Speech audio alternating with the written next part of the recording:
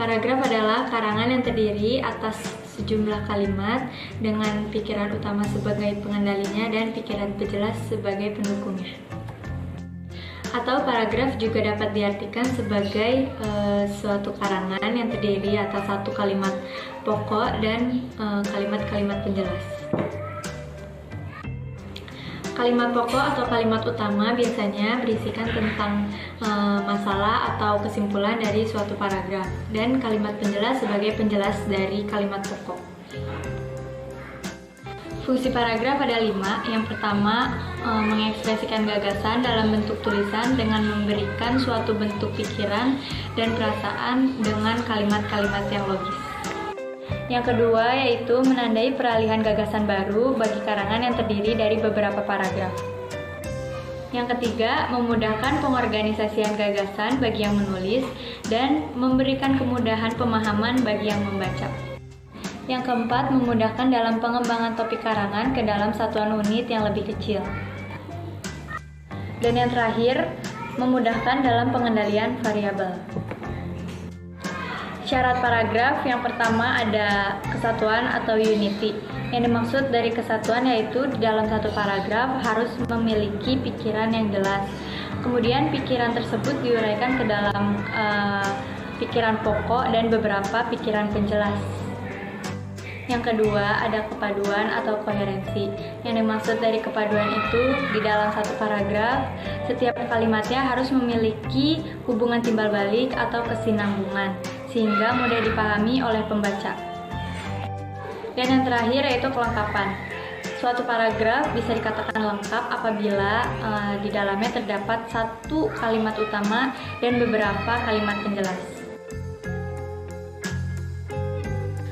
Pola pengembangan paragraf yang pertama adalah pola umum khusus deduktif, yaitu suatu jenis paragraf yang dikembangkan oleh pola deduksi kalimat utama atau ide pokok yang ada pada kalimat pertama dalam paragraf. Yang kedua, pola khusus umum induktif adalah sebuah paragraf yang letak kalimat atau gagasan utamanya yang terletak di akhir kalimat sesuai dengan pola induksi yang memaparkan suatu hal-hal yang khusus kemudian akan disimpulkan menjadi hal-hal yang umum.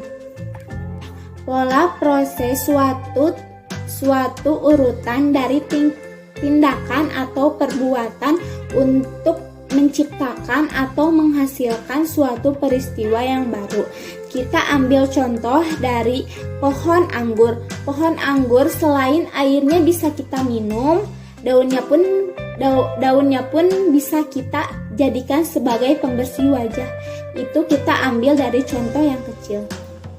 Pola kausalitas atau sebab dan akibat yaitu teks yang disusun berdasarkan hubungan yang berhubungan suatu peristiwa yang menyebabkan mengapa bagaimana suatu peristiwa atau fenomena itu terjadi.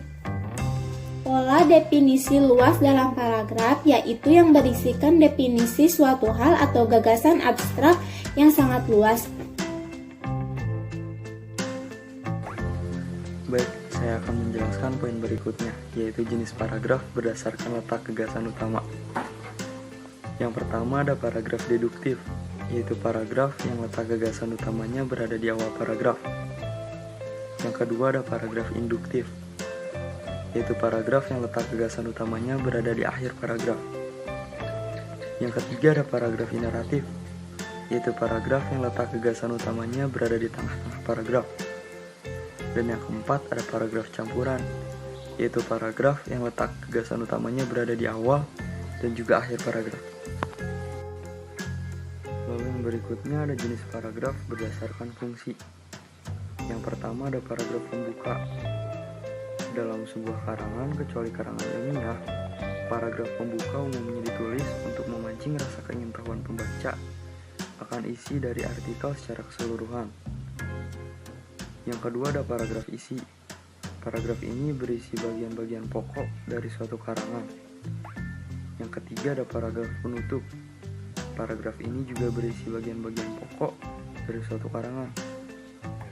Lalu yang keempat ada paragraf penghubung. Paragraf ini berfungsi untuk menghubungkan paragraf satu dengan paragraf lainnya atau karangan satu dengan karangan lainnya. Berikutnya masuk ke pembahasan wacana. Wacana itu sendiri berasal dari bahasa Inggris, yaitu discourse, yang artinya antara lain kemampuan untuk maju berdasarkan urutan-urutan yang teratur dan semestinya. Pengertian lainnya yaitu komunikasi buah pikiran, baik lisan maupun tulisan, yang resmi dan teratur.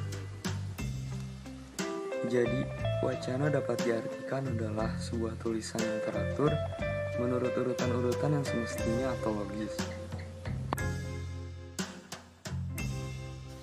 Jenis wacana berdasarkan cara pemaparan. Yang pertama ada wacana eksposisi, yaitu wacana yang memanjakan, menjelaskan, atau menginformasikan suatu hal untuk menambah pengetahuan atau pemahaman pembaca. Yang kedua ada wacana persuasi, wacana yang berisi unsur ajakan, imbauan, bujukan, atau saran kepada pembaca.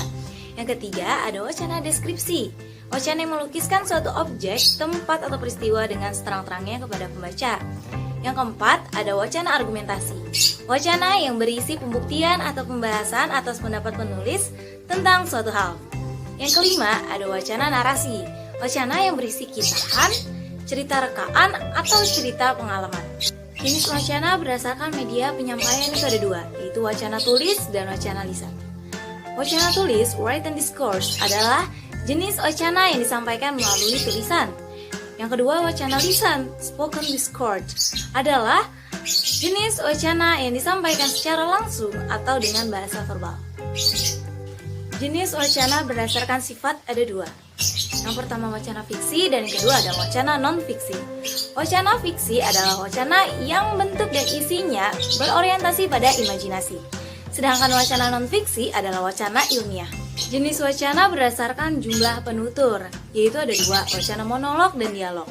Wacana monolog adalah jenis wacana yang dituturkan oleh satu orang, sedangkan wacana dialog adalah wacana yang dituturkan oleh dua orang atau lebih.